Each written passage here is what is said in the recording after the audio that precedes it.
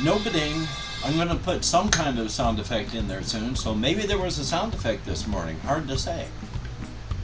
Anyway, though, howdy, nearly senior citizen here. Greetings, boys, girls, and all of our non-binary friends, and welcome to this brand new day. I am using my arm as if I just don't care, but oh boy, it has not been good today. This has been not good.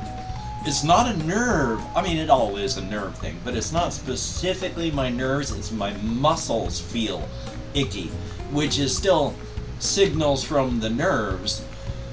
So it's a big nerve thing, but it feels muscular, but it's not great today. It's not like I'm not using it, obviously, but it's, instead of a 1 to 3 on pain, it's a 4 to 6 on pain. Still ignorable, but always on my mind, like right there. That was like, whoa, right through here.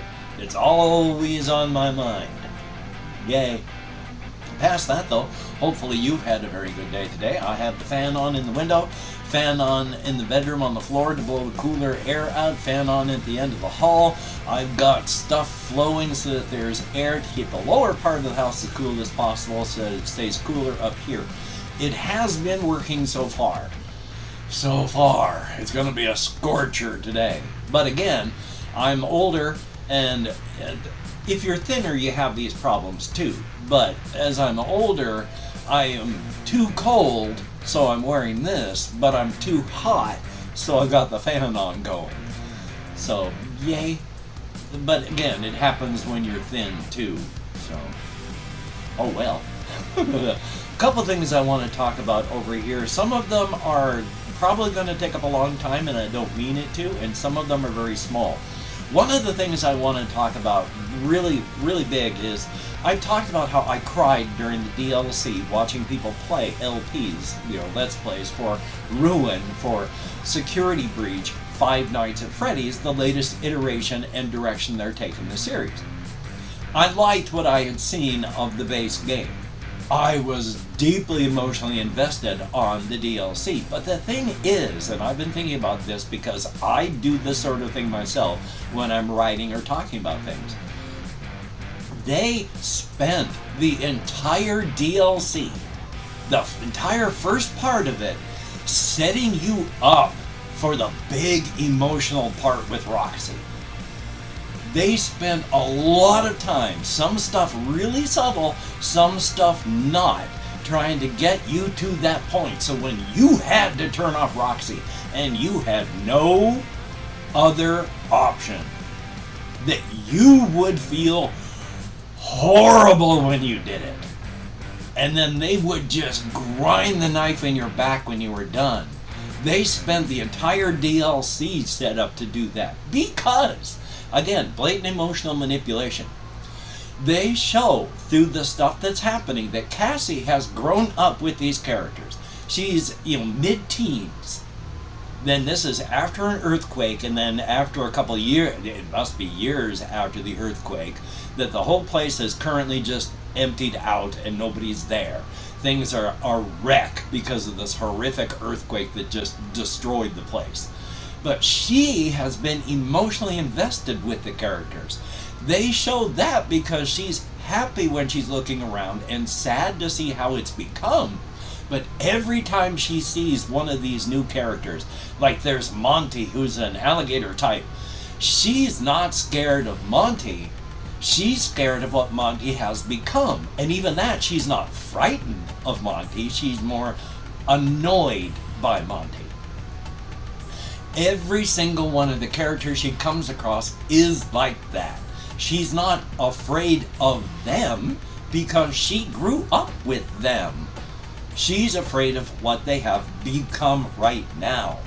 And they also show the connection with, especially when she comes across one of the Freddy things that's just lying in a heap on a junk pile. She's like, "Oh no, Freddy, are you okay?"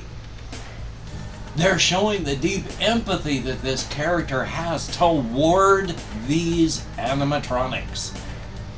Establishing the emotional connection between her and the animatronics. Establishing that she has deep empathy as a character and empathy toward these characters. She's not afraid of them. She's afraid for them and afraid of what they've become. And then, of course, when you get to Roxy, and they at first show how nasty and awful she looks in her current state, but then you see her with this network thing on that shows her all put back together again. I'm thickening here, and I've got fluid up here because, again, blatant emotional manipulation. I'm human. I am blatantly emotionally manipulated even while I recognize it's happening. But the next time, she's not only restored, but looks beautiful because of all of this extra cartoony coloring. And then they really drive it in when Roxy recognizes you and talks about your birthday and how carrot cake, your favorite, is also hers. And then you shut her down. And she's not mad at you. She's just goes out with a sympathetic thing, and then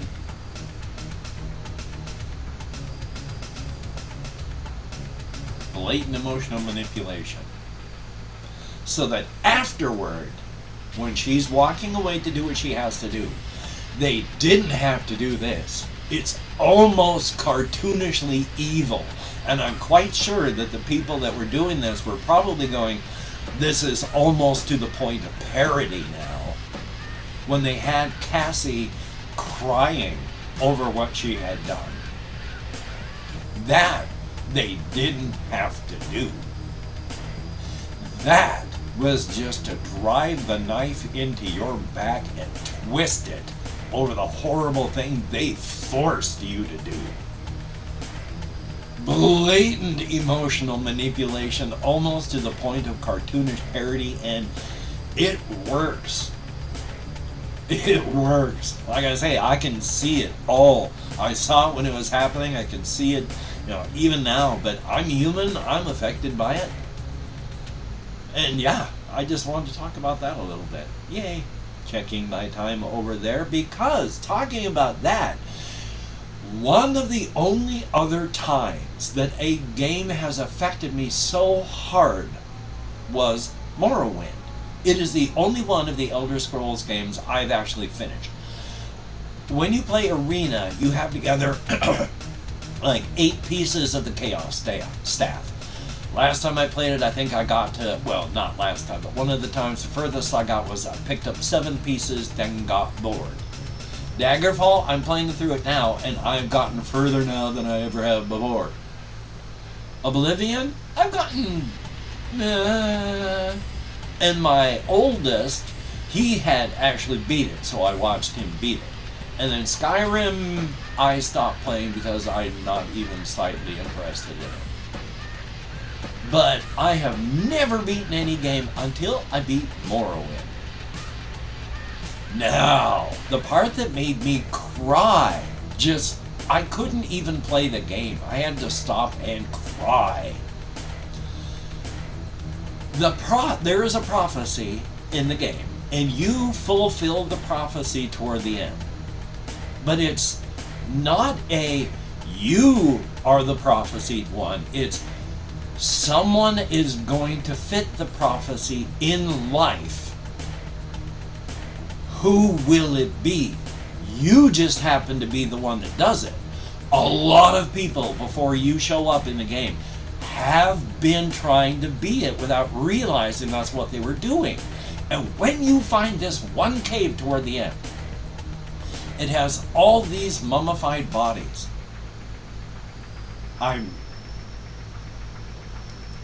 emotionally invested. And when you look at these bodies, their ghosts show up and tell you their stories. They had gone through this stuff just like you. They had walked the path, sometimes almost to where you are, sometimes a little bit less, but they got distracted, did something else, and they tell you their story about how they were almost the prophesied one, but then they got distracted. And I just lost it at that point. It still affects me now. Deeply emotional for me. And then Ruin is the real only other one that has affected me deeply emotionally that I just stopped and cried. I had to stop the video I was watching because it was with Unique Geese, and yeah, I lost it. So 2 games. One of them blatant emotional manipulation on a minor level on Morrowind. The other, yeah, blatant strong emotional manipulation. So thumbs up for that. Checking my time again. I'm going to wipe my eyes because I have a lot more fluid behind my eyelids than I normally do. Hopefully your day is going well. They're doing a lot of construction around in our neighborhood, and they have this one tool that they use. It must be like a concrete or asphalt grinder. Oh my God, it is so loud and so piercing. And it's like right outside on one of the street corners all around on the blocks out here. So it sounds like they're getting things ramped up for construction again. Am I going to be able to record anything? Probably after, at the end of the day when they're done. Because, microphone's going to pick up that piercing sound. But, what else was there? Oh yes, this is a big one. The United States, there is a lot of stuff going on right now against the whole woke stuff. The problem is that this being just a talking point to sell to your base to get votes right now from politicians is also blowing up. Now, this was pointed out by Beau of the Fifth Column over a year ago, saying if we were entering you were doing the just so I don't get demonetized, the mess up and mess around and find out. They're in the mess around portion. Now we're in the find out portion. There has been a lot of the anti-trans laws. The entire thing about the military, as much as they have a problem with right-wing issues, as much as they have a problem with national supremacy going on right now and Christian white nationalism, the entire core of it is supposed to be purely apolitical and readiness oriented. While they're having problems with the that word in the military, they are trying their damnedest to make it readiness oriented. So if you affect military readiness, they're going to have to work around you. And by readiness is if you have an LGBTQ plus person in your command and they're in a state where they have to be physically moved out of the state to get health care and then brought back, or they simply can't go to that state because of the restrictive stuff, well, it's not just one person, it's a lot of people. And if you are going to make a state where the military is going to have a readiness issue, where they can't send people to your state because of your restrictive laws, or they have to do special extra things to ship their people out to get medical care and then back, that is a readiness issue. They're not going to move new things into states like that, and they're going to move stuff out. Well, the whole Space Force, Space Commands thing, which is a ridiculous joke that Trump started, but still, it is a military thing, was going to be moved from Colorado to Alabama. It's not anymore. It's not. It is going to stay in Colorado because in Alabama, they have restrictive laws that hurt trans and other LGBTQ plus people. That's a readiness issue. Because it's a readiness issue, they're not going to go there. Alabama has now lost billions of economic cash. They've lost out on tens of billions of dollars for their economy because they were grandstanding and playing to the base. So now, they messed around. They just found out. Military bases are a big thing for the economy in the United States. Screwing around like that is bad, because now we know that bases in restrictive states are not going to be expanded. In fact, they're likely to be, if this continues, just shut down and moved out entirely. While in other states that don't have these laws, bases will be expanded, as bases do. Other bases will be built because they need bases and they can't put them here because of readiness. So they'll put them over here where there's no problems. And then billions upon billions flow into that state and not to the restrictive states. And the problem is the restrictive states are the red states, that when you take a look at economies, the blue states have so much more money that they give money out through so much taxes, and the red states are down at the very bottom economically. They're not making money.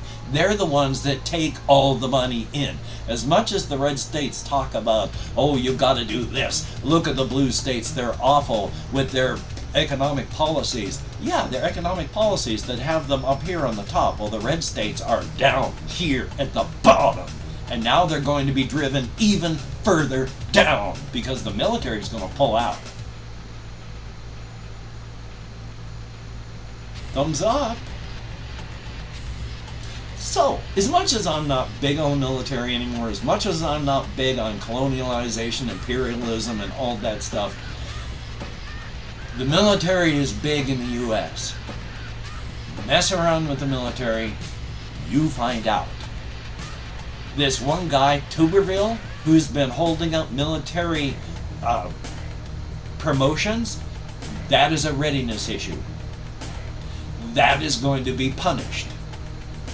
It already is. Now, when your representative loses you billions of dollars, are they going to be your representative next year? Hard to say. Now, of course, there's well, I don't have a lot to say on this one, but of course, R.I.P. Paul Rubens, Pee Wee Herman. I didn't even know that he was sick. Nobody did. He was only 10 years older than me. And now he too is gone.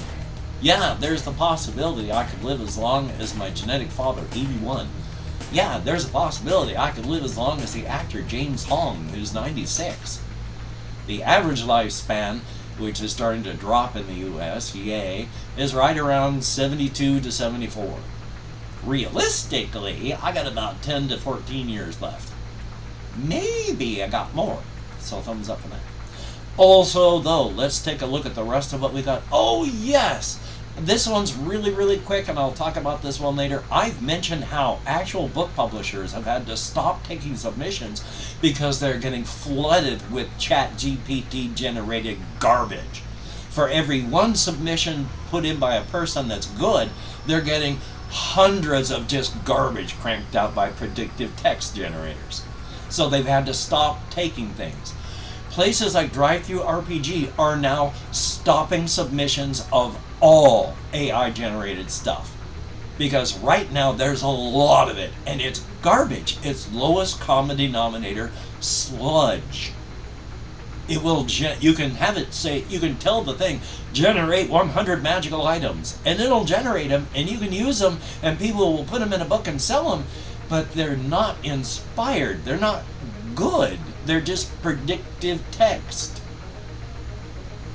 So there is a lot of that, and there's so much more that right now all of the independent RPG places like DriveThruRPG are having to do that, to say no and stop these submissions. Because with all this garbage, they can't take it. It's pushing out the good stuff, which is bad in another way, because once everyone associates third-party supplements with just ChatGPT garbage, what are you going to do as a real person trying to break into a market where everyone looks at it as just AI-generated sludge? That's great. How are you going to ever get anything good when we're being drowned in filth? Because these things are lowest common denominator. Lowest. Imagine your lowest and go further. Anyway, I want to thank these people here. I have written new people down again. Yay, on my list. These are good, wonderful, beautiful people that are my Patreon patrons. Without these people's help, these aren't the only ones. These are just the 6 people that I put up here on the list from my Patreon patrons. Thank you so much. These are beautiful and awesome people, keeping me and my pet from being hosed like Christmas monkeys. Thank you everybody who has donated to my PayPal or has given to me through my GoFundMe. Without your help, I would be hosed. Hokey smokes.